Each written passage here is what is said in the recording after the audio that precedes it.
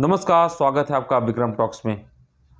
रोहित शर्मा की कप्तानी पे बहुत सारे सवाल उठ रहे हैं। ये सवाल विक्रम टॉक्स की टीम नहीं बल्कि फैंस की बात करें, कमेंटेटर्स की बात करें या फिर क्रिकेट के जो कह सकते हैं कि विश्व गुरु हैं वो लोग कह सकते हैं कि जो क्रिकेट के बहुत बड़े गुरु हैं जो लगातार कई सालों तक खेलते भी हैं, उनका भी ये कहना है कि वो चार्म, वो एटीट्यूड, वो कैप्टेंसी वाला एक जो कहते हैं ना रुआब, वो जो है रोहित शर्मा के सेकंड टेस्ट मैच एडिलेड के पिंक बॉल टेस्ट मैच में नहीं दिखा है। उनके कंधे थोड़े से झुके हुए दिख रहे हैं। प्रेस कॉन्फ्रेंस भी जब मैच हारने के बाद हुई तो समझ में आता है कि कंधे थोड़े झुके हैं, चीज़ें हैं, क्योंकि भारत को एक करारी शिकस्त का सामना करना पड़ा। दोनों पारियां मिला के भारतीय टीम 355 मतलब 400 भी नहीं बना पाई और उसमें से भी 80 रन का योगदान नीतीश रेड्डी जो कि पहली बार ऑस्ट्रेलिया दौरे पे हैं उन्होंने दिया है।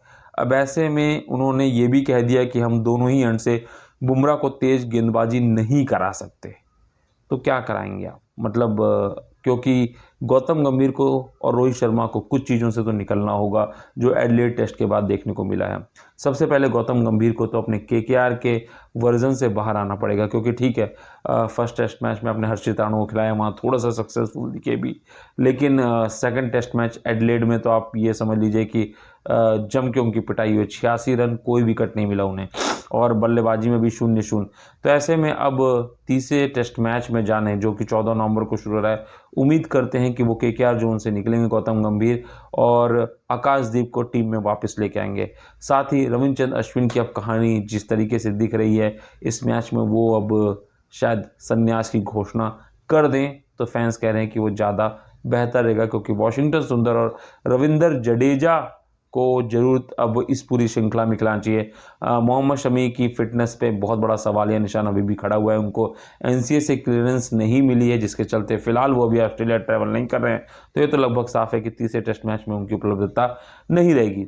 लेकिन टीम की जो प्लेइंग 11 है उसमें बहुत कुछ बदलाव बहुत ज़रूरी है। जैसे हर्षित राणा की जगह आकाशदीप जरूर आना चाहिए, अश्विन की जगह चाहे सुंदर या रविंद्र जडेजा को लेकर आना चाहिए, क्योंकि रविंद्र जडेजा फील्डिंग भी अच्छी करते हैं। लेफ्ट आर्म थोड़ा सा मीडियम हम कह सकते हैं कि स्पिनर की जो भूमिका निभाते हैं वो भी बहुत क्रूशल हो जाती है। और साथ ही आपको एक बेस्ट फील्डर भी मिल जाता है, क्योंकि हमने देखा है कि चाहे वो मोहम्मद सिराज से कैच छूटा हो, ट्रेविस हेड का अगर वो 2 कैच ना छूटे होते तो शायद भारत की जो स्थिति परिस्थिति होती वो थोड़ा डिफरेंट हो सकती और बेहतर हो सकती थी। और साथ ही साथ रोहित शर्मा को अपने अंदर जो कप्तानी का जुनून है वो और ज़्यादा लेके आना पड़ेगा, क्योंकि आपको बता दें कि रोहित शर्मा 10 इनिंग लगभग खेल चुके हैं और उसमें अभी तक केवल एक अर्धशतक आया है। मतलब 10 इनिंग का आप मतलब समझ रहे हैं, और केवल एक अर्धशतक, तो बहुत बुरी स्थिति में बल्लेबाजी के दौर से तो गुजर ही रहे हैं। साथ ही कहीं ना कहीं कप्तानी का भार भी अब उनके ऊपर दिखने लगा। और ऐसे में फैंस और कहीं ना कहीं क्रिकेट प्रेमियों का कहना ये है कि अगर रोहित शर्मा की बल्लेबाजी अच्छी नहीं चल रही है,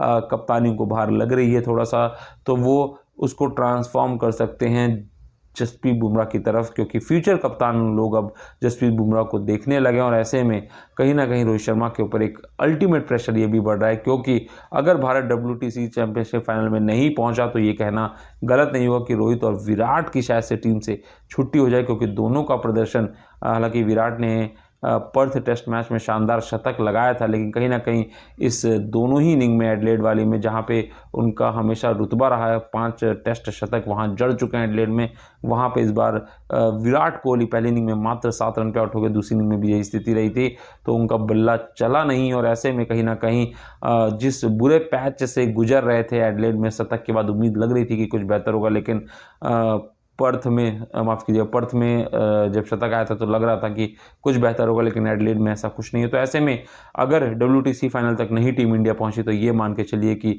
3 से 4 रिटायरमेंट लगभग, और कहीं ना कहीं विराट और रोहित का कैरियर भी पहले ख़त्म हो सकता है। और साथ ही साथ गौतम गंभीर पे भी सवाल या निशान खड़े हो सकते हैं बतौर कोच, क्योंकि श्रीलंका से हम 27 साल में पहली बार हारे हैं। पहली बार भारत में 3-0 से वाइट वॉश हुआ है। और ऐसे में अब अगर ऑस्ट्रेलिया दौरे पे भी भारत को करारी शिकस्त का आगे सामना करने को मिला तो बहुत कुछ बड़े टीम इंडिया में बदलाव देखने को हम सबको मिल सकते हैं। आपको क्या लगता है, ये बदलाव नेसेसरी है या अभी हमें कुछ और वक्त देना चाहिए? कमेंट बॉक्स में जरूर बताएं।